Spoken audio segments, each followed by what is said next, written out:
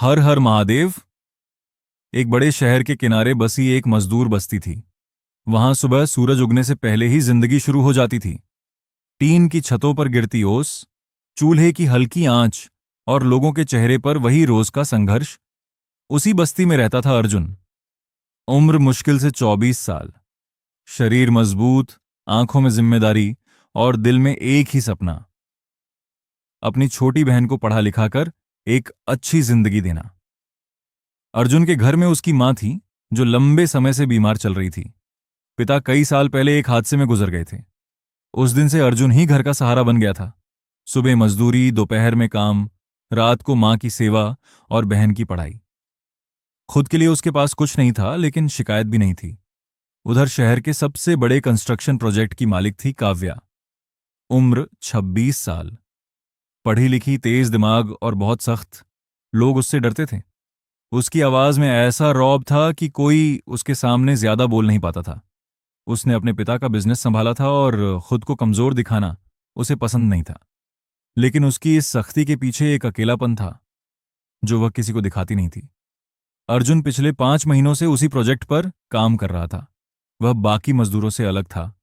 ईमानदारी से काम करता, बिना बोले अपना हिस्सा पूरा करता। कई बार उसने दूसरों का काम भी संभाला, लेकिन कभी किसी से तारीफ की उम्मीद नहीं की।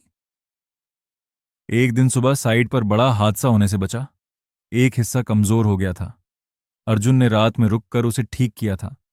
किसी को पता नहीं चला। लेकिन अगले दिन एक और समस्या हो गई। सीमेंट का पूरा बैच खराब निकल गया। काव्या गुस्से में साइट पर आई। उसका चेहरा तना हुआ था। उसे किसी पर जिम्मेदारी डालनी थी।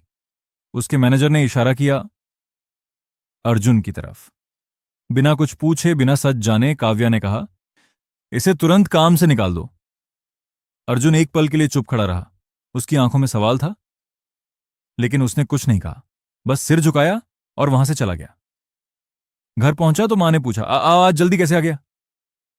अर्जुन ने हल्की मुस्कान के साथ कहा, काम खत्म हो गया। उसकी मां सब समझ गई, लेकिन कुछ बोली नहीं। उस रात अर्जुन छत पर बैठा रहा।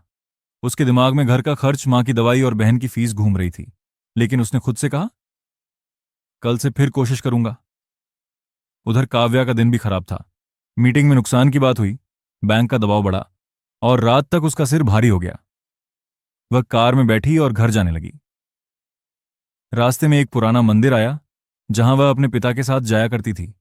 अचानक उसने गाड़ी रुकवाई और अकेले उतर गई। रात गहरी हो चुकी थी। वह मंदिर की तरफ चलने लगी, लेकिन रास्ता सुनसान था। एक मोड़ के बाद अंधेरा बढ़ गया। तभी उसका पैर फिसला और वह लड़खड़ा गई। पहली बार उसे डर लगा। तभी पीछे से कदमों की आवाज आई। वह घबराकर मुड़ी। सामने अर्जुन था। दोनों एक पल के लिए चुप रहे।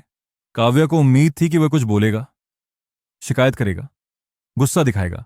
लेकिन अर्जुन ने बस इतना पूछा, आप यहां अकेली हैं? काव्या के पास जवाब नहीं था।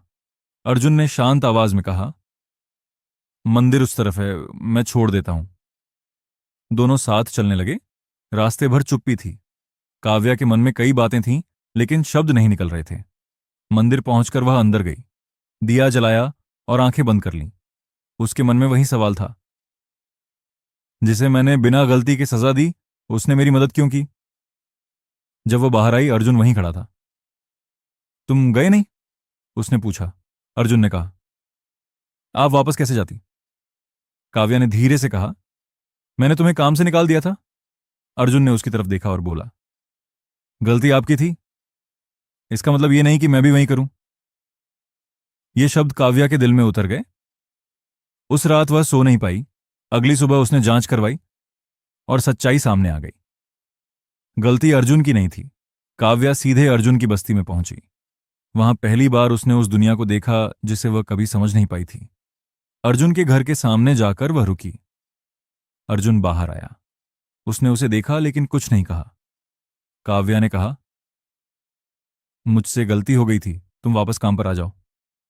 अर्जुन ने शांत स्वर में जवाब दिया, मैं आ जाऊंगा, लेकिन दया नहीं चाहिए। काम करूंगा तो पैसे लूंगा। काव्या ने पहली बार किसी मजदूर में इतना आत्मसम्मान देखा। वह वापस चली गई, लेकिन उसके अंदर कुछ बदल गया था। कुछ दिन बाद अर्जुन फिर साइट पर काम करने लगा। धीरे धीरे दोनों के बीच बातचीत होने लगी। एक दिन काव्या को पता चला कि अर्जुन के पिता उसी कंपनी के एक पुराने हादसे में मारे गए थे। जब कंपनी उसके पिता के पास थी, काव्या के पैरों तले जमीन खिसक गई। वह अर्जुन के पास गई और सच बताया। अर्जुन ने सब सुना और बस इतना कहा, जो चला गया उसे वापस नहीं ला सकते, लेकिन जो है उसे संभाल सकते हैं। काव्या की आंखों में आंसू आ गए। उसने अर्जुन की बहन की पढ़ाई की जिम्मेदारी ली, लेकिन एहसान की तरह नहीं, हक के तौर पर। समय बीतता गया। अर्जुन मेहनत करता रहा। काव्या बदलती रही। एक दिन काव्या ने पूछा, तुम इतने शांत कैसे रहते हो? अर्जुन मुस्कुराया, मैं क्योंकि गुस्से से घर नहीं चलता। उस दिन काव्या को समझ आया, असली ताकत पैसे में नहीं होती। असली ताकत उस इंसान में होती है जो टूट कर भी अच्छा बना रहता है। धीरे धीरे दोनों की जिंदगी पटरी पर आने लगी। अर्जुन की बहन पढ़ाई में आगे बढ़ी, मां की तबीयत सुधरने लगी, और काव्या ने पहली बार जिंदगी को सिर्फ काम नहीं, रिश्तों से भी देखना शुरू किया। एक दिन साइड पर बच्चों की हंसी गूंज रही थी। अर्जुन की बहन ने काव्या को एक कागज दिया। उस पर सूरज बना